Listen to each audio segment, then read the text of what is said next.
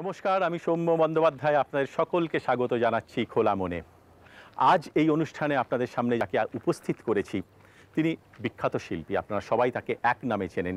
তার জীবনের প্রথম পুরস্কার তিনি যেটা পেয়েছিলেন সেটি একটি ছোট্ট ছাগলছানা। শুভা প্রসন্ন। শুভাদা নমস্কার, স্বাগত জানাই এই অনুষ্ঠানে। নিশ্চয়ই খুব খুশি হয়েছি আপনি এই অনুষ্ঠানে এসেছেন খোলা মনে। এই দর্শকদের সামনে আপনি আপনার অভিজ্ঞতার কথা বলবেন, আপনাকে নতুনভাবে উন্মোচিত করবেন। কিন্তু এই গল্পটা আমার শোনার খুব ইচ্ছে, ছাগলছানাটাকে কেন আপনি পছন্দ করেছিলেন? এ তো ছোট করে বলার নয়, অনেকটা বলার। তবুও আমার মনে আছে তখন আমার বছর 10 বয়স হবে ম্যাক্সিমাম। আমি আসলে বাবার কাছে যে সমস্ত লোকজন আসতেন, বাবা ডাক্তার ছিলেন, আমি এবং বাবা চেয়েছিলেন আপনি ডাক্তার হন, আপনি ডাক্তার হলেন না। তা আমি ওই বাবা চেম্বারে যারা সব আসতেন তাদের পোর্ট্রেট আঁকতাম, আর সবাই বাহবা দিতেন। আর অতটুকু বয়সে ওইটা একটা খুব উৎসাহের ব্যাপার ছিল। তারপরে ওই রকম সময় রাশিয়ার প্রেসিডেন্ট ভরশিলভ আসেন। সেই ভরশিলভের তখন কাগজে খুব যারা অতিথি আসতেন, লেট ফিফটিজ, আমার তখন মনে হলো যে ভরশিলভের ছবি আঁকবো বলে সে এক কাহিনী, সে বললে অনেক কাণ্ড। আমি সোভিয়েত দেশ কার্যালয়ে পৌঁছে যাই, তারপরে একটা পোর্ট্রেট না, তখন তাকে তার কাছ থেকে যদি আমি তার ছবি আঁকতে পারি এরকম একটা কিছু, তখন উনি ব্যবস্থা করে দেন রাজভবনেতে একটা সম্বর্ধনা সভায় আমি যদি গিয়ে ওর সামনাসামনি ছবি আঁকি। সেই মতন এক দুপুরবেলা ইসকাস একটা সম্বর্ধনা আয়োজন করেছিল। আমি ওইখানে বসে প্রেসিডেন্টের ভরশিলভের ছবি আঁকি। ভরশিলভ তখন সুনীতি কুমার চ্যাটার্জি আমাকে দেখতে পেয়ে ভরশিলভের কাছে আমাকে যেই নিয়ে যায়, ভরশিলভ আমাকে জড়িয়ে ধরে চুমু খান। খুবই ছোট, তারপর তখন কাগজে পত্রে পরদিন একেবারে বিরাট খবর হয়ে বেরোয়। সেইটা দেখে আমি আমার কলেজ স্ট্রিট থেকে মামার বাড়ি যাওয়ার পথে একদল একটা ক্লাবের কিছু, আমি কলকাতায় কলেজ স্ট্রিট অঞ্চলে, এখন চলে এসেছি পূর্বে সল্টলেকে। তা ওখান থেকে গোয়া বাগানে আমার মামার বাড়ি আমি হেঁটে যেতাম। তখন আমার বোনটোন বোধহয় হবে এইরকম। তা সেই রকম পথে একটা ক্লাব আমাকে চিনতে পেরে তারা বলে, খোকা এরকম রোববারে এসো, আমরা আমরা তোমাকে নিয়ে একটু আমাদের ক্লাবের সবাই বসবে। আমি তখনও কিছু ব্যাপার জানি না, সংবর্ধনা দেবে আপনাকে হয়তো, আমি তখন বুঝিনি। তো রোববার যথারীতি ওই দুধ হাতে করে মামার বাড়ি যাচ্ছি, তখন তারা ক্লাবের ঘরে আমাকে ডেকে ঠোঁয়ায় করে কচুরি সিঙ্গারা, এবং ক্লাবের কোনো সম্পাদক হয়তো কবি ছিলেন, সেই কারণেই বোধহয় চিত্রশিল্পীর বা একজন শিশু শিল্পীকে দেখে তার মনে হলো কিছু একটা করা, সেইভাবে একটা কবিতাও লিখে দিয়েছিলেন আমার উদ্দেশ্যে। তারপরে সব কচুরি টচুরি নেবার পর, উপহার নেবার পর, যখন আমাকে একজন বয়স্ক ওই এলাকার এক প্রবীণ বয়স্ক ভদ্রলোক যখন আমাকে জিজ্ঞেস করলেন, খোকা তুমি আর কি উপহার চাও? আমি তখন রোজই যেতাম ওই পাড়া দিয়ে, দেখতাম কি সুন্দর ছোট্ট ছাগলছানা। আমি তখন বলেছিলাম আমাকে ওই ছাগলছানাটা দেবেন। ওরা দিয়েছিলেন? ওরা দিয়েছিলেন। আপনি সেটাকে এবং রিকশায় করে এক ভদ্রলোক, তার পাশে সেই কচুরি সিঙ্গাড়ার ঠোঁয়া আর ওই ছাগলছানা নিয়ে আমি তো বাড়ি আসি। তারপরে তার কি গতি হলো? বিরাট বিড়ম্বনা। বাড়িতে তো একটা ছাগল পোষা, আর বিশেষ করে আমার বাবা ডাক্তার, পাড়া প্রতিবেশী ভাবছে ব্যা করে সে পাড়ায় চিৎকার করে, আর আমি স্কুল থেকে বেরিয়ে আমার একমাত্র তখন নেশা আকর্ষণ, সেই তাকে সুতলি দড়ি নিয়ে কলেজ স্কোয়ারে বেড়াতে নিয়ে যাব। একদিন বাবা, কোনো এক লোক হয়তো চেয়েছিলেন, বাবাও চেয়েছিলেন যাতে বাড়ি থেকে সেটা বিধেয় হয়, বাবা তাকে দিয়ে দিয়েছিলেন। আমি স্কুল থেকে এসে দেখলাম ছাগলছানাটা নেই। সেই শোকটা কিন্তু শুভা প্রসন্নদা এখনো ভোলেননি, আজও ভোলেননি। আরো ইন্টারেস্টিং যেটা, সেটা হচ্ছে যে আপনার নাম, এই নামকরণেও একটা অদ্ভুত বাঙালিদের ভেতরে একটা পাগলামো আছে। কোথা থেকে বেছে বেছে বেছে বেছে কিরকম ধরনের নাম দেয়া যায় ছেলেকে। তবে আমার ক্ষেত্রে জিনিসটা ঠিক পাগলামো নয়, কারণ আমার বাবা খুব নিয়ম নিষ্ঠা মেনে প্রতিদিন চণ্ডী পাঠ করতেন। বাবা খুব খ্যাতিমান। অর্থাৎ আপনি শিব হতে পারে, তখন হয়তো ওই চণ্ডী পাঠের মধ্যে এই শব্দ। আর আমিও পুজোর সময় হয়েছি, যার ফলে হয়তো সেটা মিলিয়ে দুর্গা নামটা প্রসন্ন করছেন হতে পারে। আরও একটা ইন্টারেস্টিং ব্যাপার আপনার জীবনের ভেতরে রয়েছে, আমাদের দর্শক মণ্ডলী এবং শ্রোতৃমণ্ডলী তারা অনেকে জানেন অনেকে জানেন না, দাড়িটা আজ পর্যন্ত তিনি কামাননি। ঠিক বলেছি? ঠিক, সেই জন্য কোনো অসুবিধা হয় না। গল্পটা বলুন। গল্প কিছু না, ব্যাপার হয়েছে যে একটা সময় গৌরকিশোর ঘোষ বলেছিলেন কুমারী দাড়ি। হ্যাঁ, সেটা উনি খুব ভালোবাসতেন এবং উনি জানতেন যে আমি কোনোদিন কাটিনি। হ্যাঁ, এবং উনি সেটা বলেছিলেন যতদূর আমার স্মরণ পড়ছে, যখন উনি মাথা ন্যাড়া করে ফেললেন এমার্জেন্সির সময়, সেই সময় তিনি বলেছিলেন যে কুমারী দাড়ি, শুভা প্রসন্নর দাড়ি, কুমারী দাড়ি।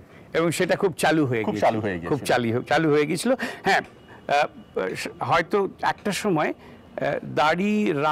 দাড়ি কাটা খুব সমস্যা ছিল, এবং আমরা যে 70 দশক তার আগে যে সময় আমরা কলেজ স্ট্রিটে ছবি আঁকছি, কবিতার সঙ্গে কবিদের সঙ্গে যোগাযোগ, ইলাস্ট্রেশন করছি চুটিয়ে, তখন আমাদের মধ্যে দৈন্যতা একটা স্বাভাবিক ছিল, এবং সেখানে দাড়ি রাখা যে একটা স্বাভাবিক জিনিস। না, এই স্বাভাবিকতা আমি অস্বীকার করছি না, কিন্তু প্রত্যেকটা ছেলে যখন কৈশোর থেকে যৌবনে উঠছে তখন তাদের প্রথমে কবে একটু দাড়ি কামাবো, কবে একটু গোঁফ কামাবো, এই ব্যাপারটাও আপনার ভেতরে কখনো আসেনি? না, আমার কখনো আসেনি। আমি শুধু আসেনি নয়, আমি প্রত্যেক পুরুষের উদ্দেশ্যে বলি তারা সবাই দাড়ি রাখুক। দাড়ি একটা পুরুষের বড় সম্পদ, তাদের রাখা উচিত। কিন্তু গোঁফ কি একটু ছাটেন? না, যখন অসুবিধা হয় ছাঁটি। ওইখানটা একটু কম্প্রোমাইজ করেছেন। না, সেটা শুধু অসুবিধার জন্য, আদারওয়াইজ দাড়ির সঙ্গে নয়। Let us come back to the work, আমাদের যে কাজের জায়গা, আপনার যে কাজের জায়গা। এই যে আপনি এঁকে ফেললেন একটা ছবি, আপনার বাবা চেয়েছিলেন আপনি ডাক্তার হন, কিন্তু আপনি ডাক্তার হলেন না, আপনার সহজাত প্রতিভা ওই আঁকার জগতের দিকে এগিয়ে নিয়ে গেল, টেনে নিয়ে গেল আপনাকে, তাই তো? হ্যাঁ, কারণ আমি আর কেউ কি? না, কেউই সেভাবে ছবি আঁকেননি। হয়তো ছেলে বয়সে সকলেরই অনেকেরই যেমন শখ থাকে, কিন্তু আমি দেখতাম আমি এছাড়া কিছু জানি না। আমার খেলাধুলায় কোনো উৎসাহ কোনোদিন থাকেনি। আমি স্কুলে যখন পড়তাম তখনও ছবির কথাই ভাবতাম, আর পোর্ট্রেট খুব ভালো লাগতো। যদিও সেই সময় যে ধরনের ইনফ্রাস্ট্রাকচার আমাদের, তখনও সত্যিকারের শিল্পী কারা, শিল্পীদের জীবনযাপন কেমন, বা ছবি এঁকে কোথায় যাব, এসব কোনো কিছু ছিল না। কিন্তু এইটুকু ছিল যে আমি যে একটু আলাদা, আমি যে অন্যের থেকে একটা বিশেষ কাজ জানি, আমি খুব তাড়াতাড়ি একজনকে এঁকে ফেলতে পারি, এইটা আমার কাছে কিছুটা অহংকার তৈরি করেছিল। ভাগ্যিস ছিল, তাই আজকে আমরা পেয়েছি শুভা প্রসন্ন দাকে। এই ছবি এঁকে আপনার জীবিকা নির্বাহ করবেন, ভবিষ্যতে ছবি ছাড়া আর কিছু আঁকবেন না, এই উপলব্ধি বা এই দৃঢ়তা বা স্থির নিশ্চয়তাটা, এটা কবে থেকে আপনার ভেতরে এলো? না সৌম্য, আমার অন্য কোনো উপায় ছিল না, আমি ঝাঁপ দিয়েছিলাম, এবং আমি জানতাম, এবং এটা আমার আশ্চর্যের ছিল, তখনও ভাবাই যেত না যে ছবিকে জীবিকা করা যায়, বা আমার ছবি কেউ কিনবেন, সেই অর্থে আমি জীবন জীবিকা নির্বাহ করব। এটা সত্যি, মানে আক্ষরিক অর্থে আপনি একদম জলে ঝাঁপ দিয়েছিলেন। একেবারেই তাই, কারণ সত্যি কথা, বাবা তো চেয়েছিলেন যে আমি ডাক্তারি করি। তার অভিমান হয়েছিল নিশ্চয়ই? তার অভিমান হয়েছিল। আমি বাড়ি থেকে বেরিয়েও গিয়েছিলাম। কোথায় গেলেন? বেরিয়ে গিয়ে কিছুদিন দিদির কাছে ছিলাম এইভাবে, তারপরে আর্ট কলেজে ভর্তি হই। সাপোর্ট পেয়েছিলেন বাড়ির অন্যদের কাছ থেকে? দিদি সাপোর্ট মানে সেটা হচ্ছে, মারা সবসময় তো যে স্নেহ বা যে ভালোবাসা, সেটাতে তো সব কিছুতেই সাপোর্ট করেন। বাবা যে ভালোবাসতেন না তা নয়, কিন্তু বাবার একটা অন্য ধরনের ধারণা ছিল, হয়তো আমি ভালো ডাক্তার হতে পারবো বা কিছু, পারিবারিক ঐতিহ্য, ট্র্যাডিশন যেটা, সেটা এগিয়ে নিয়ে। কিন্তু আমি সেই বাবার কথায় সেই পড়াশোনা করিনি, যার ফলে আমি ছবি আঁকতে কলেজে চলে যাই, কলেজে ভর্তি হই, এবং পরবর্তীকালে যখন ছবির কোনো বাজার ছিল না, আমরা একটা গ্রুপ তৈরি করে প্রথম এক্সিবিশন শুরু করি, আর এর সঙ্গে আনন্দবাজারে চুটিয়ে ইলাস্ট্রেশন করছি, বসুমতীতে করছি, শারদীয় সংখ্যা, আনন্দমেলা বলা যায়, গোড়ার দিকে প্রচুর এসব করতাম। তারপরে আর্ট কলেজ থেকে বেরিয়ে যখন আমরা ক্যালকাটা পেন্টার্সে, আমাকে রবীন মণ্ডল, প্রকাশ কর্মকাররা বললেন শুভায় যোগ দে, তখন আমি ঝাঁপিয়ে পড়ি, সেই ঝাঁপিয়ে পড়ে চলে যাই বম্বে, দিল্লি প্রদর্শনী অর্গানাইজ করে। এবং তাতে একটা উন্মাদনা ছিল, তাতে হয়তো কিছু মানুষ আমাদের কাজ দেখেছেন, প্রশ্রয় দিয়েছেন, বাহবা দিয়েছেন, কিন্তু তখনও যে অর্থের ব্যাপারটা, যেটা জীবনযাপনের জন্য যথেষ্ট অর্থ, একেবারেই ছিল না।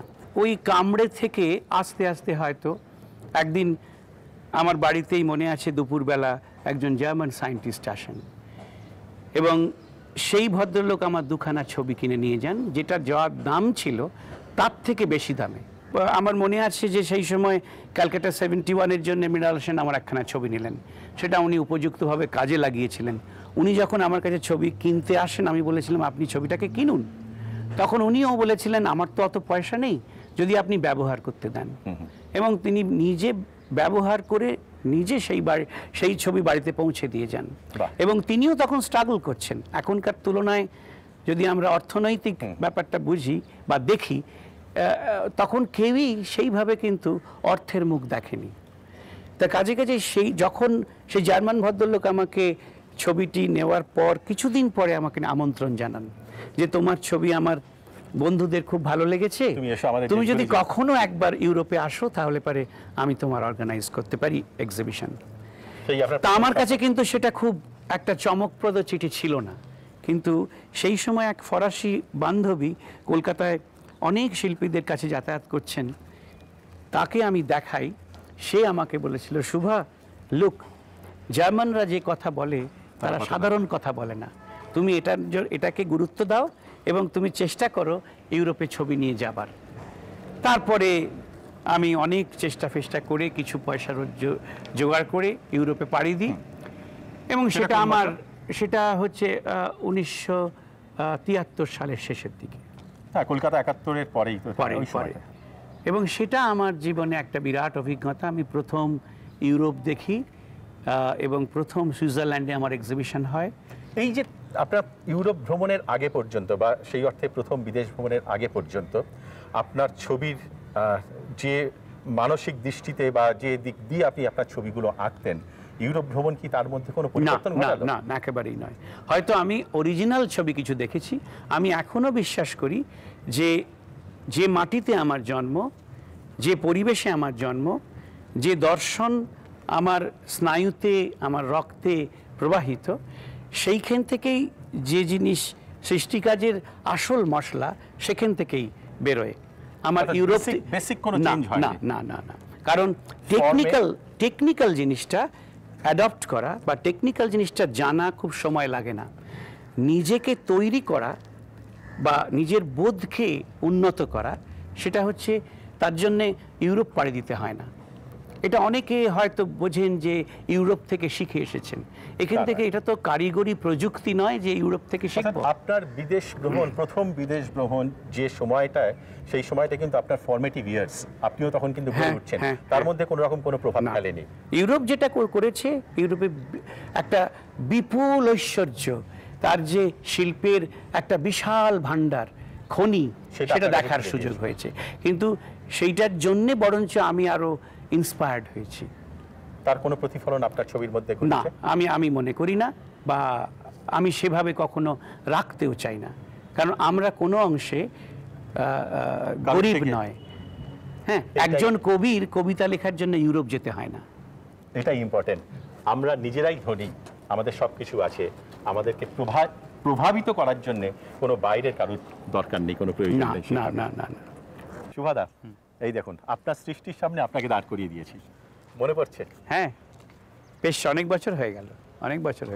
এবং এটা আসলে হার্স যখন পরিকল্পনা করছে, তখন আমাকে বলছিল, শুভদা একটা কিছু আপনাকে করে দিতে হবে, ফাউন্ডেশন স্টোন জ্যোতিবাবু উদ্বোধন করবেন। তখন আমি এইরকম একটা ভাবনা করি যে সৃষ্টির বীজ, একেবারে মাকরানা চলে যাই, মাকরানা গিয়ে একটা সবুজ পাথর বাছি, তারপরে তার সঙ্গে পেতলের একটা অংশ দিয়ে এইভাবে একটা জিনিস করেছিলাম। আপনার প্রথম সিরিজ কি? Man and space. তারপরে আপনি করেছেন টাইম করেছি, আপনি কিভাবে মানুষ এগোচ্ছে, মানুষের সঙ্গে সময়ের আত্মিকতা, এইগুলো আপনি করেছেন। তারপরে ইলিউশন করেছেন, এবং তারপরে আপনি করেছেন মেট্রোপলিস। এবং এই মেট্রোপলিস করার সঙ্গে আপনি জড়িয়ে রয়েছেন। কাক সিরিজ হয়েছিল সেখানে। না, আসলে যখন আমার শহরের ছবি আঁকতে শুরু করলাম, আমার শহর তো কাকহীন নয়, আর এত কাকের সমারোহ আর অন্য কোনো শহরে থাকে না বা নেই। আমার এই শহরের ছবিগুলোর সঙ্গে কাক থাকতোই, সবসময় থেকেছে। তারপরে সত্যি ওই প্রাণীটিকে আমার খুব মজা লেগে যায়, এরকম কালো, যেটা অন্য পাখির থেকে ভিন্ন প্রকৃতির। তখন তার উপর আলাদা করে অনেক ছবি আঁকি। যেমন ধরুন এই এক একজনের সঙ্গে তো এক একজনের নামের একটা একটি বিষয়ের সঙ্গে তো একটা সংস্পর্শ, একটা যোগাযোগ, একটা একাত্মবোধ হয়ে যায়। যেমন সুনীল দাসের নামই হয়ে গেছিল ঘোড়া দাস। এত বেশি ঘোড়ার ছবি এঁকেছেন জীবনে। না, কিন্তু তার সঙ্গে আমার কাকের, উনি স্বাভাবিকভাবে গোড়া থেকেই ওই স্কেচটা করতেন এবং ওই নিয়ে অনেক কাজ আজও করেন। কিন্তু আমি একটা সময় কাককে এঁকেছি এবং কাককে নিয়ে অনেক দূর ব্যঞ্জনা যতটা করা যায়, এবং আরও সেটা জমে গিয়েছিল যখন টেড হিউজ, বিখ্যাত ইংলিশ কবি, তার বিখ্যাত কাব্যগ্রন্থ ক্রো, এবং অনেক আমার বন্ধুরা সেইটা পড়ে আমার ছবির সঙ্গে তার কবিতার একটা সম্পর্ক, এবং তাইতে আমি টেড হিউজকে সরাসরি চিঠি লিখি, এবং আমার একটা পরিকল্পনা ছিল টেড হিউজ কবিতা পাঠ করবেন এবং আমার ছবি সেখানে থাকবে। এবং টেড হিউজ তাতে খুব রাজি হন, ব্রিটিশ কাউন্সিল খুব রাজি হয়েছিল যে এইরকম একটা আয়োজন করার জন্য। কিন্তু শেষ পর্যন্ত টেড হিউজ ক্যান্সারে মারা যান, এবং আমাদের কথা বলার মাঝেতেই তার মৃত্যু ঘটে। আপনাকে যদি বলা হয় আপনার ছবিকে আপনি বিচার করুন, আপনার বৈশিষ্ট্যগুলো কি, তাহলে এই ছবির জগতে যদি আমরা একটুখানি ঢুকতে চাই, ভালো ছবি মন্দ ছবি এগুলো তো একটা দিকে রয়েছে, কিন্তু আপনার ছবির বৈশিষ্ট্য আপনি কিভাবে বিচার করবেন? এটা খুব সহজ কথা নয়, কারণ আমরা মূলত কারিগর। হয়তো আপনারা যারা দর্শক, যারা ভালোবাসেন, তারা হয়তো সৃষ্টিশীল কারিগর বলতে পারেন, কিন্তু মূলত কারিগর আমরা কাজ করে যাই। মনের তাগিদ থেকে যা আসে সেই একটা প্রকাশ করে থাকে, সেটা তো থিমেটিক, এবং সেটা একটা দৃষ্টি থাকে। হ্যাঁ, সে যখন সে দৃষ্টিও পাল্টে যায়। আমি যখন প্রথম সূচনা করি, ছবি আঁকা শুরু করি, তখন যে দৃষ্টিভঙ্গি, তখন যে মনের অবস্থা, তার থেকে আজকে অনেক পেরিয়ে এসছে, সমাজ বদলে গেছে। এখন কি রকম?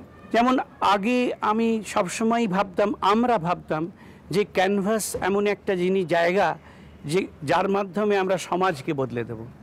আমাদের ছবি হয়তো সমাজের যা কিছু সমালোচনা, অত্যাচার, ঘৃণা, ভালোবাসা সবই ক্যানভাসের মধ্যে থাকবে। কিন্তু পরবর্তীকালে দেখেছি যে একটা ছবি কিন্তু সাংবাদিকের কাজ করে না। সাংবাদিকের কাজটা ভিন্ন। সে হয়তো সাময়িক অবস্থাকে তুলে ধরে, কিন্তু আমাদের তো জন্ম সাময়িক অবস্থাকে ডকুমেন্টেশন করার জন্য নয়। শিল্প প্রোপাগান্ডাও নয়। শিল্প সর্বোপরি একটা আনন্দে পৌঁছে দেয়। সে আনন্দ দুঃখ জারিত হয়েও আসে, সে আনন্দ তথাকথিত সুখ জারিত হয়েও আসে। যদি তাই হয়, আমাদের এই যে বিশাল একটা বৈভব, একটা নানান মিথ, নানান রকম ধর্ম, নানান রকম বিশ্বাস, নানান দর্শনের যে বৈভব ভারতবর্ষ, সেইখান থেকে আমি অনেক কিছু নিতে পারি। সেই থেকেই আমি যখন একটা ঘটনায় আমার হাতে চণ্ডী একজন বই উপহার দেন, একজন সন্ন্যাসিনী। তারপরে সেইটা আমি পড়তে এই যে প্রাচীন কবিদের অসাধারণ সমস্ত বর্ণনা দেবদেবীর, এবং সে সবগুলোই কিন্তু মূলত বিমূর্ত। সেই রঙের প্রতীকী অর্থ, সেই শরীরের প্রতীকী অর্থ, তখন আমি ভাবলাম যে আমি তো এর থেকে অনেক কিছু রসদ পেতে পারি। আমার আজকের আধুনিক মনে, আধুনিক ভাবনায় যদি সেটাকে উপস্থাপিত করি, সেইভাবে আমি প্রচুর আইকন সিরিজ করলাম, এবং সেই আইকন সিরিজ থেকে পরবর্তীকালে আমি গোল্ডেন ফ্লুট, সোনার বাঁশি, এই চিন্তায় বহু ছবি এঁকেছি, যেখানে মূলত হয়তো একটি নীল রঙের পুরুষ কিংবা সবুজ নীল রঙের পুরুষ, তার সঙ্গে একটি সোনালী রঙের নারী, তার যে ছন্দবদ্ধ রূপ, তার যে মায়াময় আনন্দ রূপ, সেইটা তুলে ধরার চেষ্টা করছি এবং তার থেকে এক বিমূর্ত বার্তা হয়তো চলে আসছে, কিছুটা রঙে, কিছুটা ফর্মে, কিছুটা রেখায়। আমার মনে আছে আপনি একটু আগে যে কথাটা বললেন যে আনন্দটা দুঃখবাহিত হয়, যে অভিজ্ঞতা আপনি করছেন, আপনি আর্ট শেকর তৈরি করেছিলেন, কি অসামান্য পরিশ্রম আপনি করেছিলেন ওই আর্ট শেকর জায়গাটার জন্যে। আপনি কত লোকের সঙ্গে কথা বলেছিলেন, কিভাবে কত লোকের সঙ্গে আলাপ করে আপনি করেছিলেন, আলটিমেটলি সেটা আপনাকে এত কষ্ট দিয়ে চলে গেছে, আপনি এখন সেখানে জানো না বোধহয়। না, কিন্তু আমার কারো প্রতি কোনো ক্ষোভ নেই।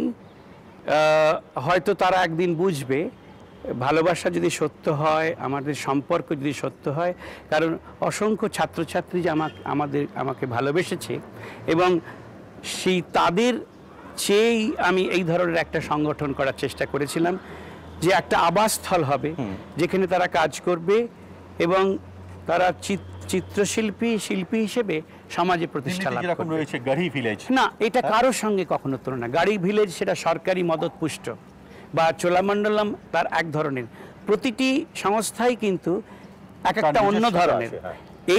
এর পরিকল্পনা আমি করেছিলাম, এর স্বপ্ন আমি দেখেছিলাম এবং পৃথিবীর বহু মানুষকে এখানে জড়ো করার চেষ্টা করেছিলাম এবং এসেছিল না। কিন্তু পরবর্তীকালে হয়তো তারা খুব বেশি সুযোগ পেয়ে গিয়ে হয়তো ভেবেছিল আরও কিছু ছাপিয়ে কিছু করতে পারবে, তার ফলে একটা কোনো বিপর্যয় আসে এবং আমি সেই অভিমান থেকে তারা আমাকে হয়তো নানা রকম ভুল বুঝেছিল। কিন্তু এখন অবশ্য একটু পাল্টে গেছে, তারা অনেকেই তাদের ভুল বুঝতে পেরে এখন ভাবছে যদি নতুন করে কিছু আমি দায়িত্ব নিয়ে করতে পারি, সেটা পরের ইতিহাস। কিন্তু নতুনভাবে কোনো কিছু করার আকাঙ্ক্ষা, তাগিদ এখন আপনি কি অনুভব করেন? সব সময় অনুভব করি, কারণ আমি আগেই বলেছি, যদি কোনো মানুষের ভিশন না থাকে, কোনো মানুষের যদি দূরদর্শিতা, স্বপ্ন দেখার স্বভাব না থাকে, সে মানুষ কিছুই করতে পারে না। আমাদের যেটা অসুবিধে দেখা দিচ্ছে, আমাদের মধ্যে অনেকেই স্বপ্ন হয়তো দেখেন কিন্তু বাস্তব এবং স্বপ্ন মেলাতে পারেন না, যেটা আমাদের কিছু বছর আগে রবীন্দ্রনাথকে আমরা দেখেছি যে তিনি এটা অসম্ভব স্বপ্নের মানুষ, অসম্ভব বাস্তবের মানুষ এবং এই ভিশনারি একটা মস্ত বড় ভিশনারি তিনি। এটা অস্বীকার করার হয়তো কোনো উপায় নেই যে দূরদৃষ্টি আপনি আজ থেকে প্রায় 30 বছর আগে আপনি পথটা আপনি ঠিক করে নিয়েছিলেন 20 বছর আগে, যে আমি আঁকবো, একেই আমি জীবন অতিবাহিত করব। ও আচ্ছা, সেটা অবশ্য অনেক বছর আগে, আরো বেশি, কিন্তু প্রায় 40 বছর আগে সেটা কিন্তু ফলপ্রসূ হয়েছে। এই যে এতদিনকার যে আপনার ভিশন, আপনি এখন আনন্দে আছেন, স্ফূর্তিতে আছেন, নিজের ইচ্ছে মতন না, আমি আনন্দ স্ফূর্তিতে আছি কিনা বলতে পারবো না, আমি কাজ করতে পারছি এবং এখনো যা চাই তা করতে পারিনি। তবে আমি একটা পথ জানি, সেই পথটাকে যদি ঠিক মতন অনুসরণ করতে পারি তাহলে হয়তো করতে পারবো। এই যে আপনি যদি সন্তুষ্ট থাকতেন তাহলে আপনার ভেতরে যে সৃষ্টিশীলতা, এটাই নষ্ট হয়ে যেত।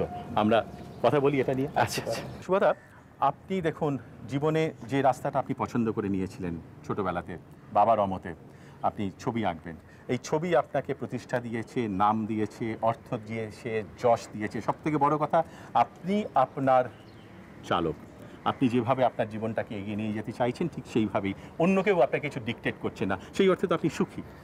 হ্যাঁ, ঠিক আছে। তবে এই যে সৃষ্টিশীল বা এই সৃষ্টির জগৎ যেটা, সেটা তো মহাসমুদ্র। যদি কেউ মহাসমুদ্রে ডোবার সুযোগ পায় বা সাঁতারের সুযোগ পায়, তখন সে উপলব্ধি করতে পারে যে সে কত ছোট। বরঞ্চ যখন ছোট ছিলাম, পাইনি, তখন অনেক সুখী ছিলাম। এই ছোট বয়সে আপনার প্রতি একটা বোধহয় ইনফ্লুয়েন্স আছে কুমোরটুলি। আপনি মূর্তি তৈরি কিভাবে হয় আপনি না, সেটা শুধু আমার নয়, আমার মনে হয় কলকাতাতে যে সমস্ত চিত্রী ছবি আঁকেছেন বা ভাস্কর, তারা একটা কুমোরটুলিতে একটা অসম্ভব শিশু মনেতে যে এরকম একটা তৈরি হয়ে যাচ্ছে, কত মৃৎশিল্পীরা কি সুন্দর একটা মূর্তি তৈরি করছেন, তখন আমরা যখন খুব ছোট, একটা আকর্ষণের জায়গা তো বটেই। সেই আকর্ষণ থেকে কি সেই প্রভাবটাও একটা তৈরি করে বাড়িতে পুজো করা আপনি বাড়িতে করেছেন? হ্যাঁ, আমি নিজেও করেছিলাম এবং আমার মনে আছে যে কলেজ রোড পাশে ট্যামার লেনেতে যখন চীন ভারত যুদ্ধ হলো তখন সেই পাড়ার প্রতিমা তৈরি করে মাত্র 100 টাকা, তখনকার দিনে প্রফুল্ল সেন তখন মন্ত্রী ছিলেন, মুখ্যমন্ত্রী ছিলেন, তিনি সেই পাড়ায় এসে আমার যে দক্ষিণা সেইটা আমি দিয়ে দিয়েছিলাম তার হাতে। এই সময় কারোর কি এই ধারণাটা কটা লোক করতে পেরেছিল যে ছবির পেছনে ইনভেস্ট করা, হ্যাঁ, আজকে একজন মানুষকে কি পরিমাণ সম্পদ এনে দিতে পারে? হ্যাঁ, এটা ঠিকই, এটা সত্যি আমার কাছেও বিস্ময়ের যে আমরা যখন ছবি আঁকা বা জীবন সূচনা করেছিলাম পেশাগত চিত্রী হিসেবে, তখন আমাদের কাছে এইসব ধারণাই ছিল না যে আমরা কিভাবে বেঁচে থাকব বা ছবি কিভাবে। কিন্তু এখন অগুন্তি গ্যালারি এবং বেশিরভাগই ধনাঢ্য পরিবার থেকে তারা এখানে যুক্ত হয়েছেন, তারা গ্যালারি তৈরি করছেন এবং প্রচুর বিকিকিনি হচ্ছে। এখন আমার ব্যক্তিগতভাবে বলতে পারি একটা বিরাট সমস্যা, যে পরিমাণ চাহিদা ছবির, আমরা তো ফ্যাক্টরি আমার কাছে নেই, আমাকে নিজে প্রত্যেক স্কোয়ার সেন্টিমিটার আমাকে নিজেকে করতে হয়, সুতরাং এই চাহিদা যোগান দেওয়া আমার পক্ষে অসম্ভব হয়ে যায়। কিন্তু এটা কি একটা নিজেকে খুব অসহায় বলে আপনার মনে হয় না যে আমি প্রচুর বৈভব, আমার প্রচুর সম্পদ, আমি প্রচুর ধনবান, আমি এসে বললাম যে সুপ্রসন্নবাবু এই চেক রেখে দিন, আপনি আমাকে 1 বছরের ভেতরে 2টো ছবি এঁকে দেবেন, আমাকে খুশি করতে, আমার চাহিদাকে মেটাতে গিয়ে আপনাকে ছবি আঁকতে হবে? না, আমরা যখন এটাকে পেশা এবং জীবন হিসেবে ধরি তখন এই ধরনের জিনিস, যে কথাটা বললেন, প্রতিদিন আমার এই যে এরকম হয়, প্রতিদিন আমার কাছে এই ধরনের অফার আসে বা কিছু মানুষ আমার কাছে চান, এলেও বিড়ম্বনা, না এলেও না। কিন্তু আমি গোড়া থেকেই যখন জন্মেছি যে পৃথিবীতে জন্মটা শুধু সুখের নয়, সেটা জেনেই যে করেছি, সুতরাং দুঃখ সুখ আলাদা রকম কিছু ঘটনা ঘটে না। এই কম্প্রোমাইজ আমি কাজ শিল্পীকে করতে হচ্ছে, যে মুহূর্তে কাজে যুক্ত থাকি সে মুহূর্তে আমার নিজেকে খুব ধনী মনে হয়। এটাও তো একটা নিজের কষ্টের মধ্যে একটা জায়গা নাকি, যে না আমার অন্যের চাহিদা মতন করতে না চাহিদা শাহজাহানের চাহিদায় তাজমহল তৈরি হয়েছিল, তাই বলে শিল্পীর কষ্টের কি দরকার? চাহিদা, যে সমস্ত মানুষ এই ধরনের চাহিদার ব্যাপার তৈরি করেন তাদের ছোট মনে করার কোনো কারণ একদমই নেই, বরঞ্চ তারা প্যাট্রোনাইজ করছেন সমস্ত ব্যাপার। সুতরাং একটা দূরদর্শিতা থাকে বলেই তারা চাপ দিয়ে কারিগর, মানে যারা চিত্রী কারিগর, তাদের কাছ থেকে কিছু বার করে নেন। সুতরাং যে সমস্ত সত্যিকারের শিল্পী সবসময় সুইচ অন রাখেন, তাদের কখন কিভাবে তার কি বেরিয়ে যাবে, কিভাবে আলো তার জ্বলবে, সৃষ্টির আলো কেউ বলতে পারে না। এটা কারোর চাহিদাতেও হতে পারে বা নিজের অলস চিন্তাতেও হতে পারে। এখন আপনার উপরে যে প্রত্যাশা মানুষের, যারা আপনাকে ছবি আঁকবার জন্যে, যাদের জন্যে আপনার কাছে অনুরোধ উপরোধের ডালি নিয়ে যারা উপস্থিত হয়েছেন, তাদের চাহিদা মেটানোর পর আপনার কাছে নিজের কতটুকুনি সময় থাকে নিজের চাহিদাটুকু মেটাবার? না, আমি সবটাই নিজের চাহিদা থেকেই করি, আমি অন্যের অর্থের চাহিদাতে সে ব্যাপারে আমি খুব সচেতন। এবং যে ছবিটি আঁকি সে ছবি আমি জোর গলায় বলতে পারি সেটা আমার নিজস্ব কৃতিত্ব, নিজস্ব অজ্ঞতা কিংবা আমার জ্ঞানের পরিচায়ক। আর এখন যে সমসাময়িক পৃথিবীতে ভারতীয় ছবি এবং বিদেশি ছবি এই যে প্রায় কাছাকাছি চলে আসা, মূল্যের দিক থেকে, অর্থের দিক থেকে, সম্মানের দিক থেকে, প্রচারের দিক থেকে অনেক কাছাকাছি চলে এসছে, আজকে ডিম্যান্ড অফুরন্ত, এটা কতটা আপনার কাছে জাস্টিফাইড বলে মনে হয়? সত্যি কথা বলতে এখনো পর্যন্ত ভারতীয় সমকালীন চিত্রকলা ইউরোপের কাছে খুব বিরাট আসন কিছু গড়ে তোলেনি বা বিরাট চাহিদার ব্যাপার হয়নি, কিন্তু সেটা বড় কথা নয়। আগে আমাদের মধ্যে একটা হীনমন্যতা খেলা করত, এখন সেই হীনমন্যতা চলে গেছে।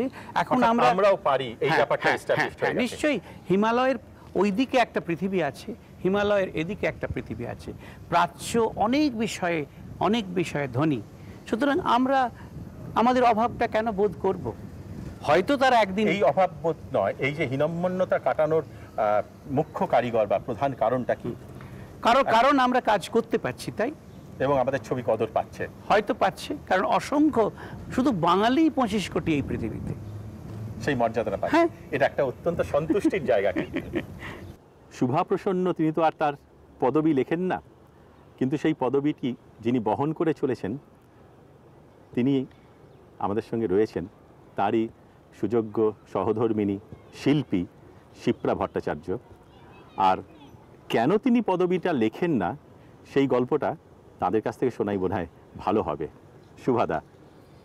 না না, অন্য কোনো কিছু না। একটা সময় বম্বেতে এক্সিবিশন করতে গিয়ে তখন বিখ্যাত একজন ক্রিটিক ছিলেন নাটকার্নি, আর সে সময় খুব পেপার ক্রাইসিস চলছিল। তখন উনি আমাকে বলেছিলেন যে you better cut it because it's too big to write. তখন সেটা কত বছর আগে? পারে ওটা আমার যতদূর মনে হয় 75 কি 74 এরকম হবে। এবং সেই থেকে তার দায়বর্তায় বৌদির উপরে। তারপরে দেখলাম যে এটা তো চলছেই। তারপরে যখন বিবাহ সূত্রে আবদ্ধ হলাম তখন তো স্বাভাবিক, সে তো আমার যে মানে বলা যায় যে টাইটেল সে তো নিয়ে নিল। আপনি তো দাদার ছাত্রী ছিলেন হ্যাঁ, আর্ট কলেজে, আমি ওনার কাছেই শিখেছেন। তারপরে অ্যাট্রাকশনটা কোন দিক থেকে এলো? না, আমি প্রথম তো ছবি, আমি কলেজে পড়তে পড়তে হঠাৎ একদিন ওনার কাছে যাই ছবি আঁকা শিখবো বলে। তারপর মানে একদিন দুদিন যাওয়ার পর তৃতীয় দিনই মনে হয় উনি আমাকে দেখে বললেন যে তুমি যদি বিশেষ একটা সম্পর্ক নিয়ে আমার কাছে আসো তাহলে এসো, নাহলে এসো না। একেবারে তৃতীয় দিনে? তো এইরকম একটা এটা প্রস্তাব বোধহয় শুনে তৃতীয় দিনও নয়, প্রথম দিনই হবে যখন প্রথম আমার বাড়িতে আসে। তা সেইটা বলার পর আমি তো একটু অবাকই হয়ে গেছিলাম। আমার কোনো প্রস্তুতি তখন তো হঠাৎ ছিল হঠাৎ না। আপনি বললেন কেন?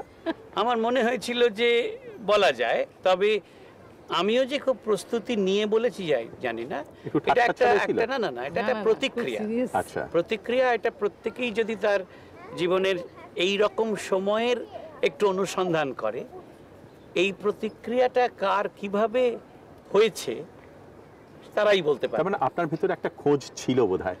না, খোঁজ তো ছিল, একটা জীবন যৌবনের মধ্য দিয়ে যাচ্ছিলাম। না, ওই সময়টা মনে হয় ওইরকম একটা কিছু ভাবছিলেন বা কিছু হবে। আর তখন সেই হ্যাঁ, মুহূর্তে হয়তো আমি গেছি। কিছুদিন আগে বিদেশ থেকে ফিরেছি, তখন একটা কনফিডেন্স এসেছে যে হয়তো আমিও বিবাহ করতে পারি, হয়তো আমিও সংসার করতে পারি। যেমন আমি আর্টিস্ট হয়েছি, ছবি এঁকেছি। হ্যাঁ। তো সেই রকম সময় যখন ওকে দেখলাম, আর আমার যে স্নিগ্ধতাটা সব সময় আকর্ষণ করে, তখন আমার স্মৃতিতে যা মনে আছে ওর মধ্যে একটা স্নিগ্ধ ব্যাপার ছিল যেটা আমাকে তাড়িত করেছে। সেটা তো ছিল কেন, সেটা আছে এখনো, সেটা বোঝা যাচ্ছে। জানি না, এখন বলে না। যেটা আমার বরাবর ইচ্ছে ছিল, বা যখন সংসার করেছি আমি অনেক সময় নানান অনুষ্ঠান পছন্দ করি, গান শুনতে চাই। আমি বরাবরই আমার ইচ্ছে ছিল যে বাড়িতে অনেক মানুষ আসবেন, আমরা অনুষ্ঠান করব। সংসারটা আমাদের যেমন কাজকর্ম, একটা শিল্প চর্চা, তার সঙ্গে এই রকম মানুষের সঙ্গে আদান প্রদান, তাতে শিপ্রার প্রচণ্ড সহায় অবদানটা, আছে। হ্যাঁ। এবং তার জন্যে যেটুকু যা পরিশ্রম বা ক্ষতি স্বীকার সেটা আমরা করি। আমাদের নানান রকম অতিথি বাড়িতে আসেন, আমরা যেমন অনুষ্ঠান এই করি। কিছুদিন আগে গুন্টারগ্রাসও আমাদের বাড়িতে ছিলেন। তার সঙ্গে তো আপনার একটা ঘনিষ্ঠ, তো অত্যন্ত ঘনিষ্ঠ সম্পর্ক হয়ে তার গিয়েছে। সঙ্গে আমার একটা অদ্ভুত শ্রদ্ধা, ভালোবাসা, বন্ধুত্বের সম্পর্ক। উনি ছিলেন এর আগে, এসে আমাদের বাড়িতে অনেক দিন ছিলেন আমাদের সঙ্গে। তাই তবে আমরা কিছুদিন গেছি। আগেও যে কাটালেন, আমরা অনুষ্ঠান করলাম খুব সুন্দর। আমার বইও উনি একটা উদ্বোধন করলেন। আমিও ইউরোপে গিয়ে ওর বাড়ি থেকে থেকেছি।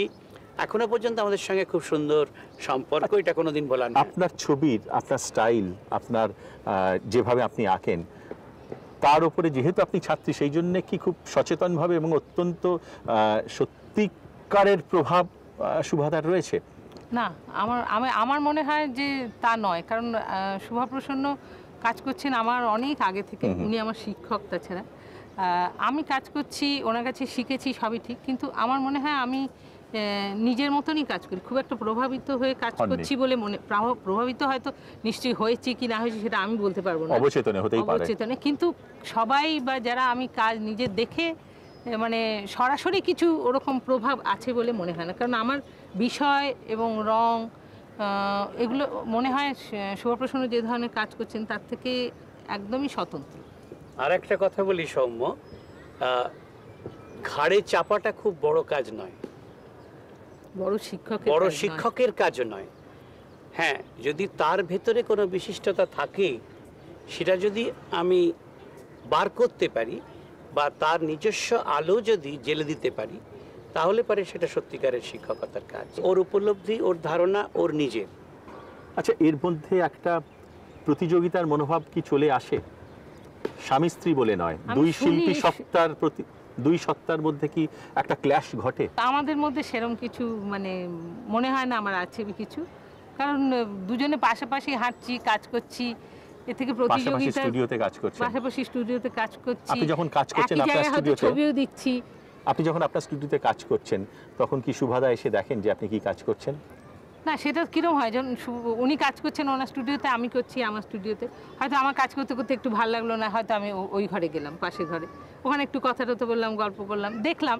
সেটা কিন্তু রোজ যেরকম দেখি সেরকম বিশেষ কিছু দৃষ্টি নিয়ে আলাদা করে, কারণ এটা তো অভ্যস্ত হয়ে গেছি আমি, সেরকম ভাবে জানি আমি কি করছে, প্রতিদিন কি করেন, সবটাই এমন আমার কি জানা। হয় যে আপনি আঁকছেন, সুভাদা এলেন, বা সুভাদা আঁকছেন, আপনি এলেন, এমন কি কখনো হয় যে আচ্ছা এটা কেন করছো, এখানে এই রংটা ব্যবহার করলে কেন, সেইখানে কি শিক্ষক শুভাপ্রসন্ন চলে আসেন? উনি ওটা বলেন না, কখনোই বলেন না, কিন্তু আমি হয়তো মাঝে সাঝে যদি কখনো কিছু আমার মনে হয়, মানে আমি যদি কোনো সময় কনফিউজড হয়ে যাই, বা করতে করতে অনেক সময় মনে হয় যে ওটা হয়তো আগে অভ্যেস ছিল বলে সেই থেকেও হতে পারে, আমি জিজ্ঞেস করি যে ভালো লাগছে কিনা। সেটাই বা শুধু কেন, আমি অনেক ছবি করে শিপ্রা দেখো তো কোনটা ভালো লাগছে, এটা দেব কি ওটা দেব না, এটা কিছু লিখেও আমাকে পড়ে শোনান সবসময়, এটা সবসময় ভালো লাগছে কিনা, বা হয়তো যদি আমি বলি সেটা অনেক সময় সেটা নিয়ে ভাবেনও, মানে পরিবর্তন। আর একটা কথা যেটা, এটা খুব ইম্পর্টেন্ট, যদি যাত্রাপথে কোনো বাধা স্বরূপ হয়ে কিছু দাঁড়ায়, তখন কিন্তু মালিন্য দেখা দেয়। কিন্তু যদি আমি আমার মতন এগিয়ে যেতে পারি, কোনো বাধা না পাই, তাহলে তো কোনো প্রতিদ্বন্দ্বিতা, বাধা, মনোমালিন্য আসতে পারে না। ঠিকই, কিন্তু একটা জিনিস আমাকে, আমার একটা প্রশ্ন বা একটা কি বলবো, একটা খোঁজের একটু নিরসন করুন। এই ধরনের সমালোচনা প্রায়ই শোনা যায় যে খুব বিখ্যাত হয়ে গেছেন, ক্যানভাস, সাদা ক্যানভাস, চারটে রং নিয়ে যা কিছু একটা স্ট্রোক করে দিলাম, একটা ছবি হয়ে গেল, খুব বিখ্যাত বিখ্যাত শিল্পীর সম্বন্ধে এরকম শোনা যায়। এটা কতটা সত্য, বা আদৌ এর ভেতরে কোনো সত্যতা আছে কি?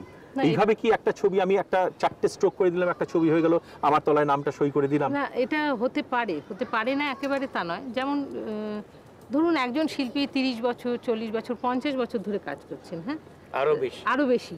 এখন সে যদি একটা লাইন টানে তার অত বছরের অভিজ্ঞতা থেকে, তাহলে সেটা আমার মনে হয় যথেষ্ট মূল্য আছে তার। একটা যে কোনো কেউ কিন্তু ওই লাইনটা টানতে পারবেন, ওই লাইনটা টানার জন্য অত মনে হয় একটা লাইন মাত্র, কিন্তু তার ভেতরে যদি একটু যাওয়া যায়, তার যে নার্ভাস লাইন, যে অভিজ্ঞতার মধ্যে দিয়ে তৈরি হয়েছে। মানুষের এই দেখার চোখটা কি বাড়ছে? বুঝে কিনছে নাকি না বুঝে কিনছে? না, বেশিরভাগ লোকই না বুঝেই কেনেন। বুঝে সবাই যে কেনেন তা বলছি, এবং হয়তো ভালো লাগা থেকে, না ভালো লাগা থেকে অনেক সময় কেনেন, বোঝেন না হয়। সেটাও কিন্তু আমার কাছে অন্যায় নয়, কারণ ভালোর ভানো ভালো, একদিন সে ভালো হয়ে যায়। হ্যাঁ, এই যে একটা জীবনের একটা জায়গায় এসে পৌঁছেছেন, আগামী 10, 15 কি 20 বছর পরে উত্তরণটা কোন দিকে ঘটবে আপনাদের? উত্তরণ কি জানি না, আকাঙ্ক্ষা যে সত্যি যদি ভালো ছবি, আমরা সকলেই যদি ভালো কাজ করতে পারি, যে আমাদের জন্মত ভালো ছবি আঁকা, আরো ভালো কাজ, এটাই তো সব থেকে বড় কথা। এই আকাঙ্ক্ষাটা মানুষের মধ্যে তো থাকবে, সে তো পরে বিচার করবে, কিন্তু শিল্পীর জীবনের এই যে একটা খিদে, এই খিদেটাই হচ্ছে বড় কথা। আমরা বসে থাকবো। ভালো লাগলো আজকে, বেশ অনেকক্ষণ জমে উঠলো আড্ডা। আপনাদের জন্যই, আপনারা ভালো মানুষ, ভালো কথা বলেছেন, অনেক ধন্যবাদ, নমস্কার।